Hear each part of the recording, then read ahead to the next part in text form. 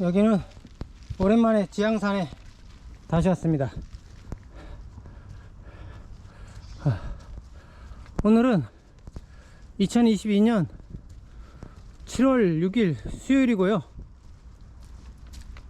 여기가 사실은 우리 동네 뒷산이에요. 어제 비가 왔는데 비가 와서 좀 땅이 약간 젖었네요.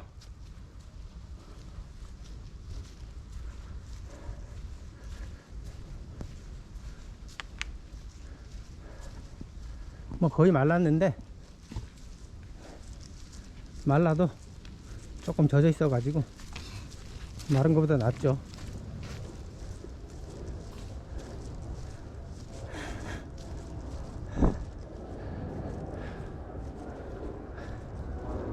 제가 이제 우리 맨발로 철학하기 채널에서 주로 얘기하는 게 이제 플라톤 철학이죠. 거기에는 이제 소크라테스의 철학과 플라톤의 이제 철학이 뒤섞여 가지고 전문가들도 그러니까 어느 부분이 소크라테스 것이고 어느 것이 플라톤 것인지 이게 알 수가 없죠. 이게 플라톤 철학이 이게 보면은 쉬워요. 요즘 그 현대 철학은 엄청나게 어렵죠. 이게 특히 그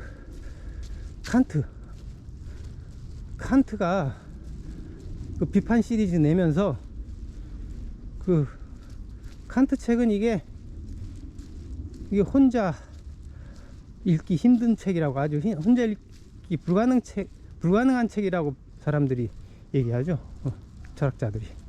이건 뭐 누가 가르쳐 줘야지 되는 거지, 이게 스스로 읽어 가지고 이게 될 수 있는 수준이 아니에요. 이게 그 어려운 독일어에다가 그게 한 문장이 막 한 페이지 넘어가고 굉장히 그 일부러 의도적으로 고의적으로 어렵게 쓰는 것 같은데, 그거를 또 쇼펜하우어는 또 그걸 반해 가지고 자기도 그거 따라 하겠다고. 그 후에 이제 이 철학이 그런 악습에 빠져 가지고 다 어렵죠 이제. 그래서 아주 그 사람들이 철학을 싫어하게 되고 기피하게 되는 아주 이유를 이 철학자들이 스스로 자초하는 것 같아요. 보면은 이 현대 철학 보면은 뭐 한 줄 넘어가기가 힘든 게 많죠. 근데 막상 근데 플라톤의 그 대화편을 읽어보면 쉬워요. 그냥 이게 영화 시나리오처럼 이게 대화식으로 돼 있기 때문에 그래서 대화편이라 부르는 거죠. 이게 읽기가 쉬워요. 이게 그래서 대화편이 한 30여 편 되는데 이거 맘만 먹으면 하루 종일 그 책만 읽을 시간이 나면은 한 보름이면 다 읽을 것 같아요. 짧은 책은 뭐 한 10 내지 20페이지 짜리도 있고, 긴 거는 아주 길지만 그건 몇 건 안 되고. 그래서 뭐 이게 사실 직장 다니는 사람이라도 한 2달이면 넉넉 잡고 2달이면 다 읽을 수 있을 것 같아요. 제가 정화막당에서 그 플라톤 대화편을 배울 때 같이 배우던 사람들 중에 초등학생이 한 명 있었어요. 그때 초등학교 6학년 여자아이였는데 그 여자아이가 그 플라톤 대화편을 거의 다 읽고 그 강좌에서 질문도 날카롭게 하고, 그래서 제가 가가지고 나보다도 말 잘한다고 칭찬하고 천재라고 막 해줬죠. 그러니까 좋아하더라고요. 걔는 이제 특별히 좀 애가 조숙해서 그렇겠지만 그러니까 이게 초등학생도 이해할 수 있을 정도라는 거죠, 이게. 에? 그 정도로 쉽다는 거죠, 이게. 그래서 성인이면은 충분히 거의 누구나 따라올 수 있을 것 같아요. 비행기 소리 때문에 여기는 공항이 가까워 가지고 비행기 소리가 너무 시끄러워요. 그런데 이제 그 플라톤 이후에 왜 그렇게 철학이 어려워졌는지 그게 이유를 모르겠는데, 근데 제가 보기엔 이 철학이 지네들이 그러니까 화이트헤드의 말로는 근대까지 서양 철학은 플라톤의 주석이라고 까지 했는데, 아니 주석이나 플라톤 주석이나 다는 주제에 아니 주석이 원본보다 더 어렵다는 게 말이 돼요? 어려워도 보통 어려운 게 아니죠. 이게 이해하기 불가능할 정도로 어렵죠. 아니 그렇게 어렵게 쓸 거면 뭐하러 책을 써요? 지 혼자 떠들지. 남 이해도 못하게 쓸 거면서 뭐하러 책을 쓰고 있어요, 그걸. 참 그걸 참 그 어려운 거를 사서 읽는 사람도 이해하기 힘들지만 남이 이해하지 못하게 책을 쓰는 것도 참 어이없는 일이죠, 이게. 또 비행기 소리. 그렇게 남이 이해도 못할 정도로 책을 어렵게 쓸 바에는 그냥 자기 혼자 그냥 떠들고 말지. 왜 책을 쓰는지 납득이 안 돼요, 납득이.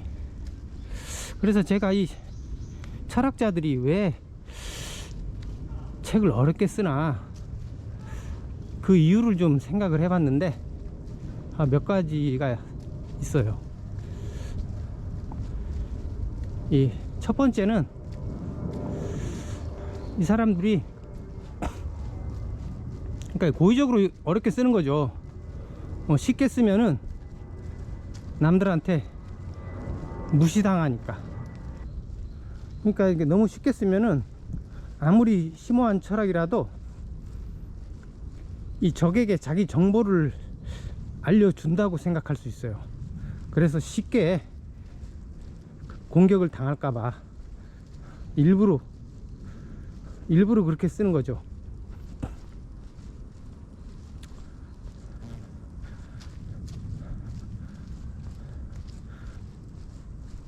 이거는 이게 이 고가 전략이죠, 일종의. 그러니까 이게 자기가 이것도 책도 파는 상품이니까 이 고가 전략을 쓰는 거예요. 그 책을 파는 대상을 이렇게 대중으로 대상하지 않고, 대중을 대상으로 하지 않고 이제 이 부자들, 주로 지배계층을 타겟팅으로 삼아 가지고, 지배계층이나 이제 지식인층을 타겟으로 삼아 가지고 고가 전략을 피는 거죠.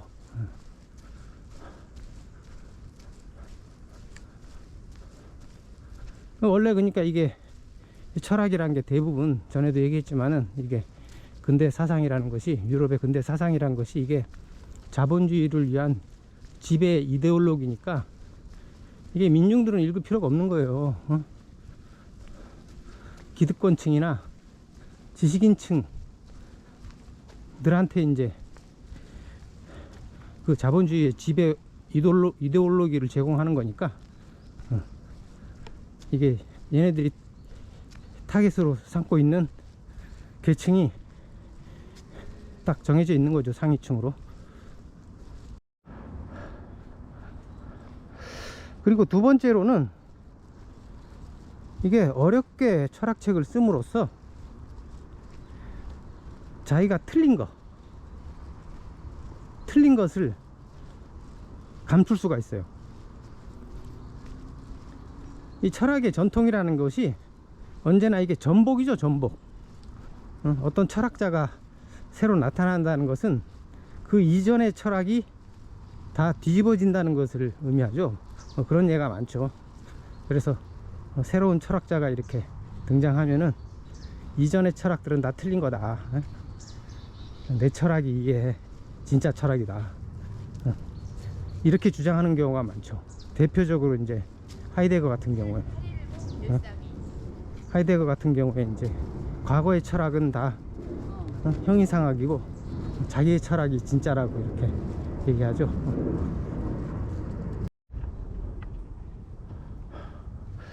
그리고 세 번째 이유로,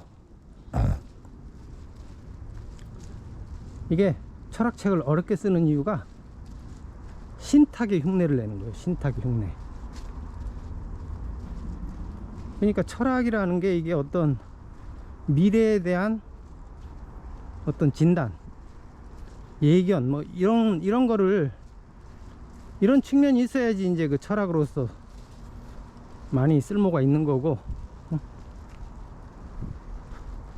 사람들이 인정을 해주는 거죠.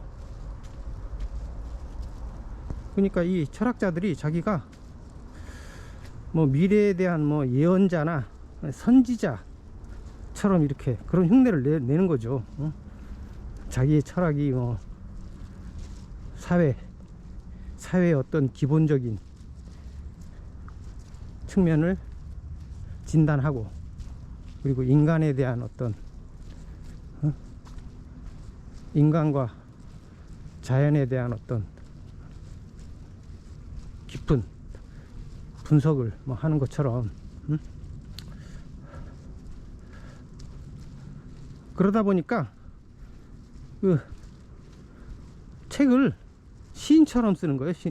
시인처럼. 옛날에 그 고대 그 그리스 철학자들도, 그 철학자들이 책을 쓰는 스타일이 시처럼 썼죠. 시처럼. 시로 썼죠, 거의. 그거 흉내를 내는 거예요. 그래서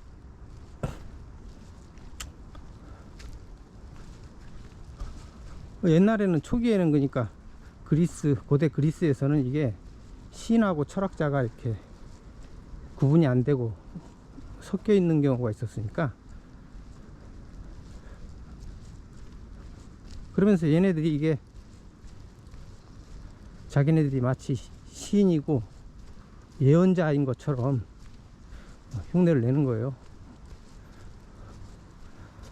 그러니까 시나 예언자들이 내리는 신탁 같은 거, 이런 거는 애매하죠. 전 시간 우리가 신탁의 애매성에 대해서 많이 얘기했었는데, 해석하기에 따라서 귀에 걸면 귀걸이, 코에 걸면 코걸이 식으로 이렇게 다양하게 해석할 수 있는 이렇게 여지를 남겨주는 거죠. 그래서 자기의 철학이 광범위하게 적용될 수 있도록 그런 식으로 애매하게 쓰는 거죠. 그러다 보니까 이게 병폐가 뭐냐면, 이게 철학인지 문학인지 이게 구별이 안 되는 경우가 많아요.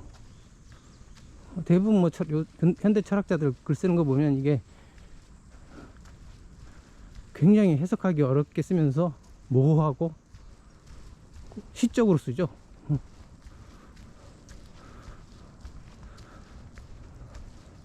그러니까 일단 어려우니까 이게 무슨 뜻인지도 모르겠고, 이게 사실은 문학하고 제가 보기엔 구별이 안 돼요. 얘네들이 자기네를 철학자로 보는 건지 문학가로 보는 건지, 읽는 사람 입장에서는 이게 헷갈릴 수 있어요. 제가 보기에 철학을 이렇게 난해하게 만드는 이유가 주로 이런 세 가지 목적을 가진 게 아닌가. 뭔가 숨기고 이렇게 위장하고 꾸미고 그런 목적이지, 이게 철학 자체에 뭐 이게 깊은 심오한 의미가 있거나 어렵거나 그래서가 아닌 것 같아요.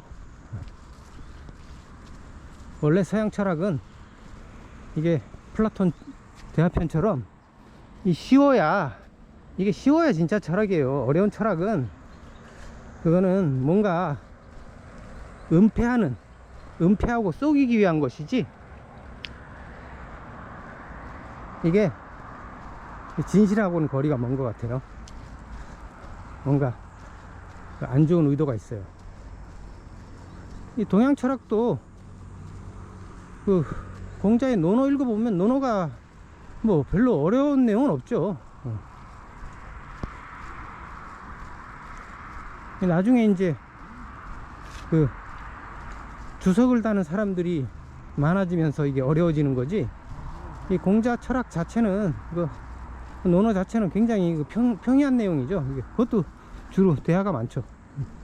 공자와 제자들 간의 대화, 또는 제자들 간의 대화, 또는 공자와 뭐 다른 그 유력한 사람들 간의 대화, 뭐 이런 대화가 주 내용이기 때문에 플라톤의 대화편하고 비슷해요. 동양이나 서양이나 플라톤이나 공자나 이게 철학의 형식이 원래 비슷하다는 게, 그게 철학이 원래 어려운 게 아니라는 거를 증명하고 있는 거죠. 근데 그 후에 그 주석이나 달고 있는 자들이 철학을 어렵게 만들면서 뭔가 숨기고 아는 체 하고,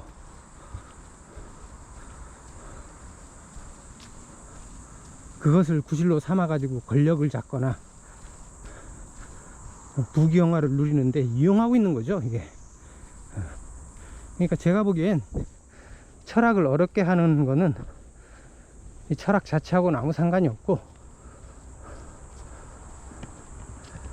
다른 목적을 위한 이 사기죠, 사기. 그래서 저는 철학을 어렵게 쓰는 놈들은 사기꾼이라고 봐요.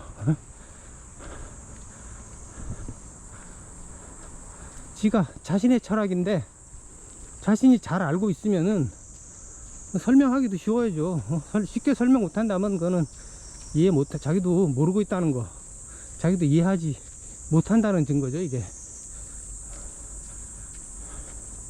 현대 철학은 그런 측면이 너무 다분하고, 특히 그 서양 근현대 철학들 보면은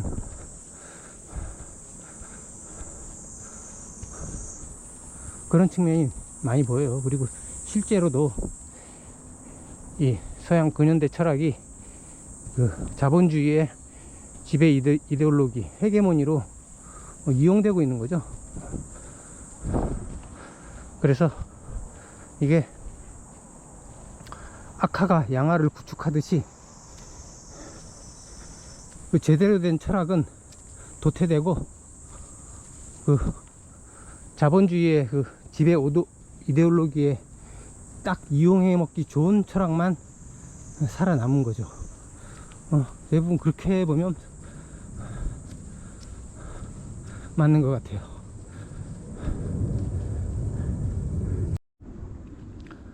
그래서 그 철학 공부하려는 분들도 그 요즘 어려운 철학 그 이해 안 되는 거는 읽을 필요 없어요. 그런 거 던져버리고, 그 이해 가능한 거, 플라톤이나 논어 이런 고전들, 이렇게 몇천 년간 인정받은 그런 고전들 중에 쉬운 거, 쉬운 것만 읽어야 그게 이제 진짜 철학이죠. 그래야 진짜 배울 수 있는 거고, 뭐 요즘 현대 철학들 그 어려운 것들 읽어봐봤자 뭐 이해도 안 되고 얻는 것도 하나도 없을 거예요. 그냥 뭐 나 이거 안다, 아는 체 하려고 읽는 것이지, 이해가 안 되니까 그리고 그 쓴 철학자도, 책을 쓴 철학자도 자기가 지가 무슨 말을 하고 있는 건지 이해하고 있는지 의심스러워요. 그래서 여기 우리 이제 맨발로 철학 걷기 채널에서는 주로 이제 쉬운 소크라테스, 플라톤 철학을 다루고 제가 이해하는 한도 내에서 최대한 쉽게 설명하려고 노력해요. 그래서 쉽게 이해한다고 이렇게 무시하면 안 되고, 그거는 철학하는 태도가 아니죠. 철학은 어려운 게 철학이라고 알면 그건 겉멋으로 하는 거고, 진짜 철학은 이게 쉬운 것이어야 돼요. 철학이 이제 사람들의 어떤 삶을 살아가는 바탕이 되는 것인데, 이게 어려우면 그 역할을 못하는 것이죠. 있으나 마나한 철학이죠. 되도록이면 많은 사람들한테 공유될 수 있는 것이야 하는 거죠. 그래야지 뭐 많은 사람들의 그 바탕이 삶의 어떤 기준이 될 수 있는 것이죠.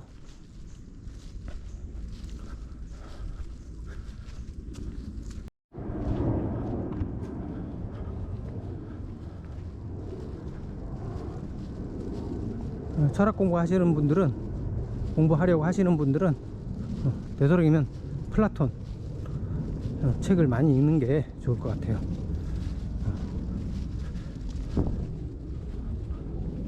그리고 제가 이제 지금까지는 소크라테스와 플라톤 철학을 주로 얘기했는데, 앞으로는 그 제가 전에 쓴다고 했던 책, 너 자신을 알라에 대한 그 해석, 거대 종교에서 어떻게 해석하는가, 거기에 대해서 이제 더 얘기하려고 그래요. 그러니까 지금까지 그 너 자신을 알라를 어떻게 다르게 해석해야 되는가, 그 올바른 뜻이 뭔가, 거기에 대해서 이제 얘기를 했는데, 이것이 이제 다른 거대 종교에서 어떻게 해석되고 있는가, 거기에 대해서 이제 구체적으로 알아보는 것이 이제 나머지 내용이에요. 그래서 이 방송을 들으신 분들은 제 책에 이제 그 요지를 다 이제 제가 다 방출한 거죠. 공개한 거예요. 그래서 앞으로 제가 책을 언제 낼지는 모르겠는데, 좋은 책이죠. 이 정도 내용이면 상당히 좋은 책이죠. 예. 철학적으로도 굉장히 제가 보기에도 훌륭한 책이 될 것 같아요. 의미 있는 책이 될 것 같고, 좋은 책 한 권가 아낀 것이죠.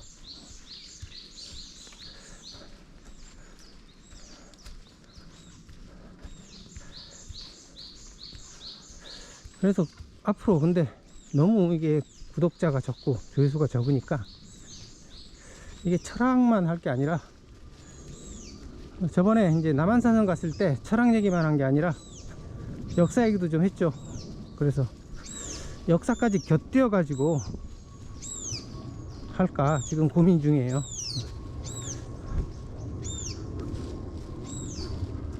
약수터에 왔는데 오늘 방송은 짧게 여기까지 하겠습니다. 다음에도 더 좋은 내용 가지고 방송을 할 테니까 많이 구독해 주시고 좋아요, 댓글 많이 달아주세요. 감사합니다.